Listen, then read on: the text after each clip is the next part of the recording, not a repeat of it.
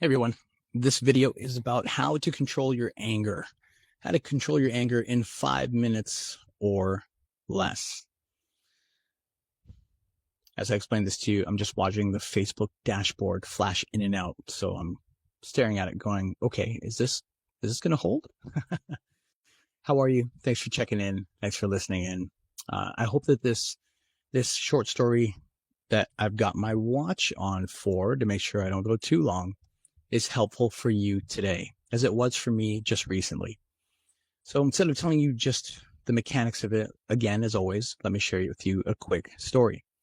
Recently, I had a disagreement with one of my really good friends, and I'm not going to say their name because I never asked for permission to share their identity, but I can always share the story with you. So the story goes like this. My friend basically had a really bad day with their spouse. And it was one of those days where they just couldn't shake it off. Have you ever had those where you just wake up in the morning, you have a disagreement with your spouse or significant other, and for some reason that feeling just lingers and it carries on throughout your day? Well, recently I had that experience as my good friend was going through their struggle, and I just noticed that they were feeling extra easily agitated. It was just easy to get them upset. And so I asked them, I said, hey, are you going through something? Like, is there something else that's going on? I always like to check in, especially with my good friends who I know really well. I know them well enough that if they're having an off day, I can usually pick that up, even if it's a subtle indifference in their character. They proceeded to tell me that they had a disagreement with their spouse that caused them to feel like they weren't being respected, appreciated, or heard. And I understood, like, I get it. That's something that we all go through, even if our spouses don't mean it. It's something that just tends to happen from time to time.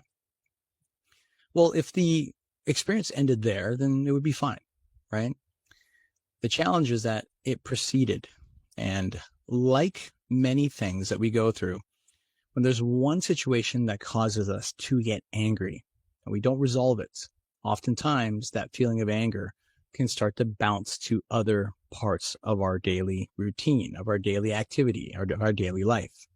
And I just noticed that as we discussed almost anything that was outside of their belief system or what they planned or what they thought was accurate or what they wanted to do, it just wasn't, instead of it being discussed, the response was to go to anger, some level of anger. Call it disappointment, call it mad, call it I don't even know what else to call it, but you get what I mean. So eventually what happened is, after about almost 2 hours of this, I started asking questions. I started asking questions like, hey, I understand that you're mad, but is this really, this is when I didn't know it was about the spouse. I had to find that out later on. I started asking questions like, hey, is this really about our decision here for what we're going to do today? Or is this emotion you're feeling from something else?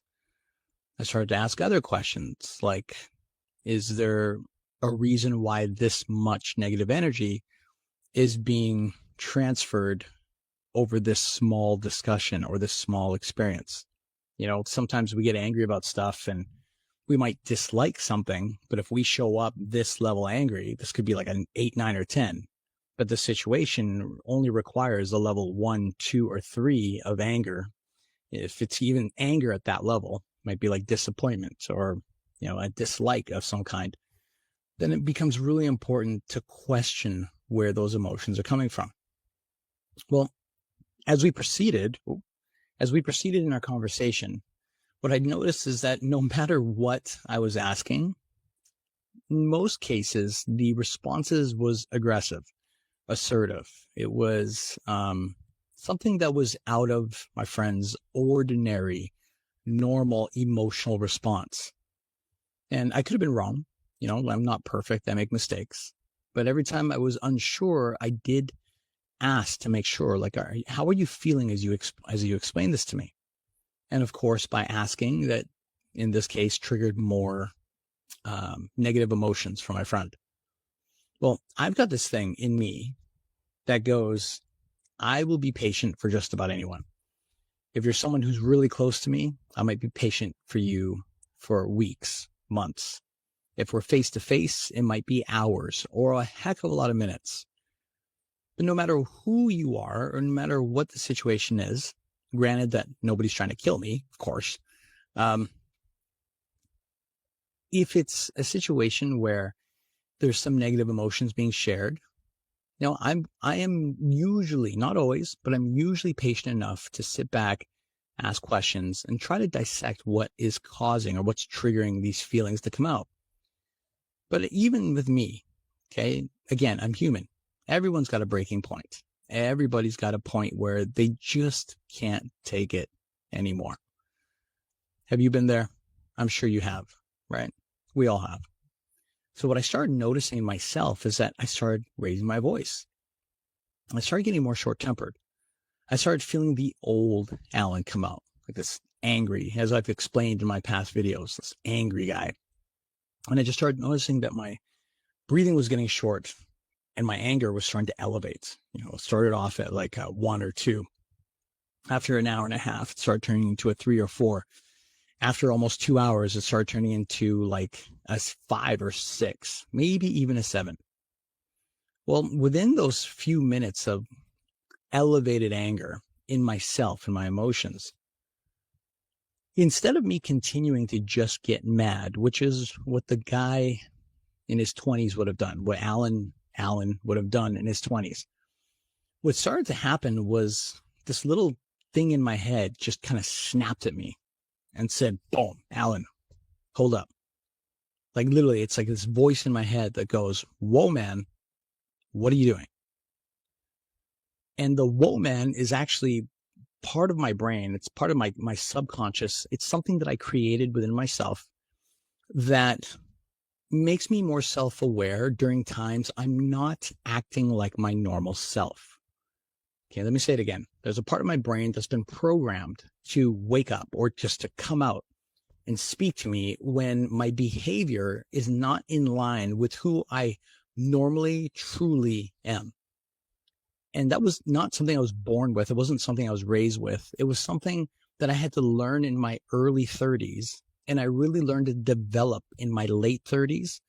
And now I can't say I've mastered it, but I've got it to a point of high proficiency where if I'm acting out of my own character, like if I'm not in my regular personality, then it automatically kicks off and it gets me to self-assess. So why am I sharing this? I'm sharing it because in that moment of me getting angry, I'm getting more angry and I'm getting more angry. The moment that voice kicked in my head, it was like all of a sudden this bird's eye view that I got of me just kind of went, it kind of shot up, and it gave me an image of what I look like, what my friend looks like, and the interaction between us, as if I was getting a chance to watch myself from a big screen, but kind of like from a bird's eye view. It's amazing to me because I learned this technique years ago. The main category is called reframing. There's auditory reframing, there's kinesthetic reframing, there's visual reframing. There's a whole bunch of not a whole bunch. There's like 5 main types of reframing, and this is one of the 5. It still amazes me because the moment that my subconscious helped me look at myself, it gave me a chance to see what my own face looked like. And like you, I can't say like you, I don't know. Let me ask you instead, have you ever seen what your own face looks like when you're angry? When you're in that moment of being heated, aggressive, mad, however you want to coin it, or you're basically just not demonstrating the best version of yourself. And hey, again, I'm not pointing fingers. I've been there. I was just there recently. Not necessarily today, but recently, like past few days, which is why I'm here to share it with you. Well, I'm sharing that because, like the title of this video, how to minimize, how to take control over your anger in 5 minutes or less. Talking from personal experience, what that did for me is it got me a chance to look at myself, to look at how I was showing up. And within a few seconds of realizing, hey, Alan, even if you're justified, like this is me talking to myself, even if you're justified to speak this way, is this really something that you want to do? Like, is this really going to benefit you in the long run? Is this going to benefit your friend in the long run? Is this going to help your friendship or relationship with them in the long run? I always say in the long run because everything feels good in the moment. Even getting upset, it feels right, feels justified, feels earned, feels like whatever. It feels like I am right, but that's momentary. And I've learned that by focusing only on the short term, usually long-term pain comes after, which is something I spent years experiencing, and I don't ever want to go through that ever again. I never want to go through the regret of losing my shit. So I hope your kids aren't around. I apologize if they are, but I want to keep it real with you. So conclusion is what happened when I had a chance to see myself from a third person perspective and see the situation. It instantly got me to reframe my own feelings because it made me realize in that moment, hey, Alan, you're not showing up to the best of your ability. You're just kind of reacting. And look, one thing I've learned from most people I know, reacting rarely helps anyone. Usually reacting makes almost everything we experience worse, like 10 times worse. So instead of reacting, what I had to do was learn to respond. So during that interaction with my friend where they were complaining and they were just picking just about everything, they're just mad about everything. Instead of me getting mad, what happened was my anger got up, then third person perspective kicked in, anger instantly started to go down. And as it started to go down, this question started coming into my head. Questions are important because the subconscious is designed like AI, like artificial intelligence. If you've ever used ChatGPT, which I'm assuming you have, or Gemini, or one of the bunch others that are out there right now, ChatGPT or AI only works best if you ask it a question. So if you tell it what to do, it'll kind of give you an answer. But if you ask it, if you say, hey, how do I learn about this? Or what kind of things can you teach me about that? Or whatever it is, oftentimes it gives you a very detailed answer, especially with the more context that you give ChatGPT or AI. Well, guess what? Our subconscious works the same way. So as I was starting to dissipate my anger, my curiosity started to come up. Emotions never just work like both anger and sadness depleting. Like, for example, anger would go down, sadness would come up, or happiness would go up and sadness would go down. Like, emotions work like a yo-yo. You never really have two emotions going up at the same time unless they're two similar emotions, or what we call chained emotions. Like on a negative, mad, mad could be equivalent to anger, and anger is usually a precursor to something much bigger like rage. Rage is usually the definition of anger that's repeated itself within a period of time, and it hasn't found a way to resolve whatever it's triggering the anger, which is why it grows and explodes to something like rage. Well, the same thing goes with curiosity.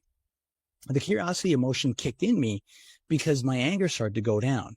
And the curiosity started to come up because the first question I had to learn to ask whenever I'm in a position where things are not working in my and like my way, the way that I want it to, or the way that I hope it to. One of the first questions I was ever taught was to intentionally ask the question, what can I learn from this? What can I learn from this? Now, of all the ChatGPT AI, mental AI questions I could have asked, why ask that? Well, I asked that because in NLP, we call it a presupposition. We are presupposing that there's something here that we can learn. And it's important that even though the subconscious doesn't always speak to us out loud, and it doesn't always give us control over the way we act and think, we at least have the ability to control and direct the kind of questions that we ask it in hopes that it gives us an answer that's leaning in our favor. And that's both positive and negative. So by asking the question, what can I learn from this? what that got my subconscious to do was, number one, it got me to look at the situation and analyze it. Like, why is my friend so upset? Why am I so upset? Why are we just getting upset at each other? We just got together like an hour and a half ago.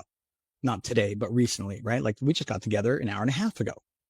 And we're talking about like stuff, like hobbies and work, like nothing super personal. Like, why are we getting at each other's throats? Number two, when asking that question repeatedly with the intention of expecting my brain's going to give me some sort of answer, what it told me was this. What it told me is that I got triggered because I need to eat. Again, from yesterday's video about the rice, like I hadn't eaten in like 4 hours. So my energy was depleting. Number one, Alan, you need to eat. Number two, your friend. My brain is telling me, my subconscious mind is telling me, your friend is hurt. They don't mean to lash out at you. That's just a result of them not resolving their own personal issues with their spouse. So don't take it so personally, bro. Like, sometimes my brain talks to me like a kid, okay? Like, don't take it so personally, bro. Chill. So in that moment, what I did is I looked at my friend after receiving this advice from my subconscious. And I basically looked at them and said, hey, like, I understand that you're mad.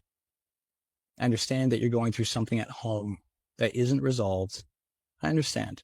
And even though it's not my fault, like I don't have a part to do in your household. I do feel sorry for you. Like, I just want to say, I'm sorry that you have to go through that. I wish there was something I can do. And you know what's interesting? When the emotion becomes softened, not always, but oftentimes the person who's really angry can also become a little softer themselves. That's what we call matching and mirroring in neuro-linguistic programming, where if someone's feeling a certain way, sometimes, not always, again, you got to know when to pick it, but sometimes it's very valuable to match that person's emotion for a few moments, because subconsciously that triggers a feeling of familiarity. And once that's triggered as familiarity, oftentimes we can guide them to a different direction in emotional state. And so because I was angry at first while my friend was angry, there was the familiarity. Second, what I did is I started to calm down. And as I started to calm down, not right away, but after a few more minutes, my friend started to calm down as well. So I ended up asking my friend, I said, hey, I know that you're going through this, and I feel sorry for you, and I'm sorry that you got to go through it. But how would you want to deal with this? Because right now, I don't believe this is who you really want to be. Like, you're showing up, you're angry, you're mad about just about everything. You're nitpicking at all these little things. And look, I'm giving them the benefit of the doubt. When I said to them, I'm like, look, I know you don't mean it like that. I know you don't mean it like you're better than that. You are better than that. So I get that it's not going your way, but how can we resolve this, at least here?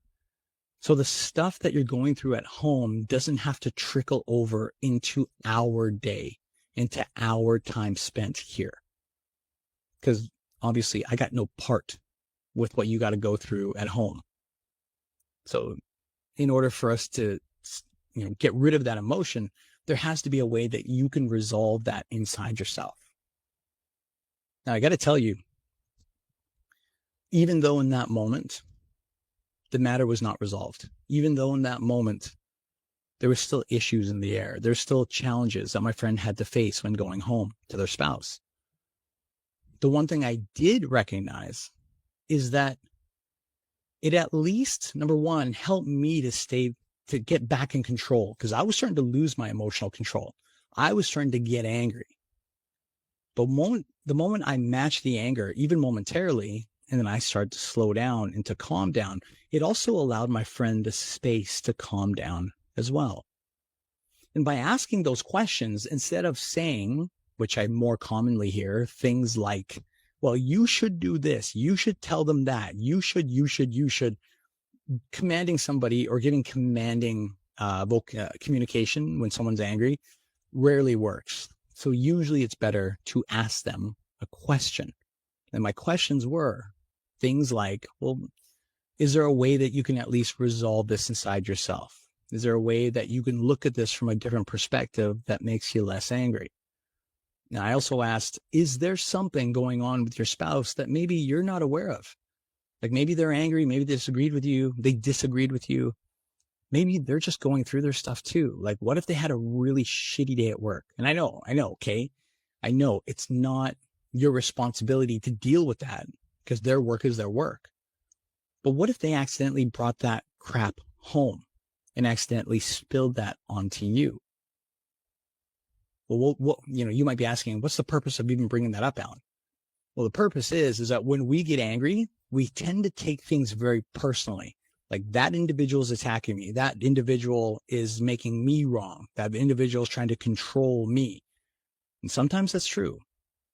And other times it's actually not. It's just that individual we're dealing with is just really hurt, or they're really upset about someone else, or they feel taken for granted, taken advantage of, or they felt that they were not understood or not appreciated, but from somebody else in their life. When we can recognize that we're not always the source of somebody's anger, of somebody's pain, and if we can disconnect that belief, not from them just telling us, but from us first discovering that inside ourselves, a lot of times just knowing that alone can reduce the anger level so much, 30, 40, 50, 60, 70%, to at least get it to a point where we can better manage ourselves versus be in a position where they're getting angry and we just get triggered. They get angry and we just get triggered. That's the thing we're trying to avoid. That's the thing we're trying to learn from, not to do, right? So I'm now 22 minutes in. I'm just going to recap this video. I always try to make these things shorter for you guys, but it's, like this is such an important subject.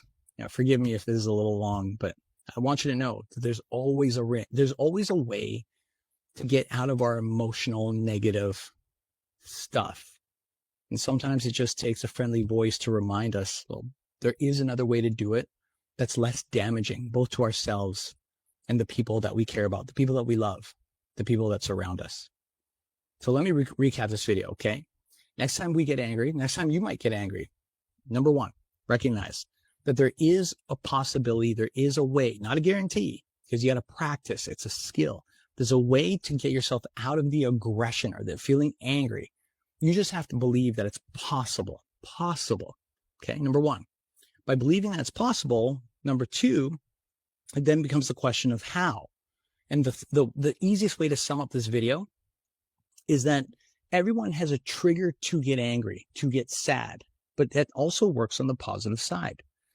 We also have triggers for getting happy, excited, aroused, curious, funny, friendly, caring. Like everyone has a trigger.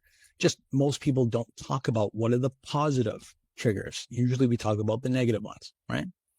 And for me, it happened to be a visual cue where I look up at myself and I see how I'm acting from the top down.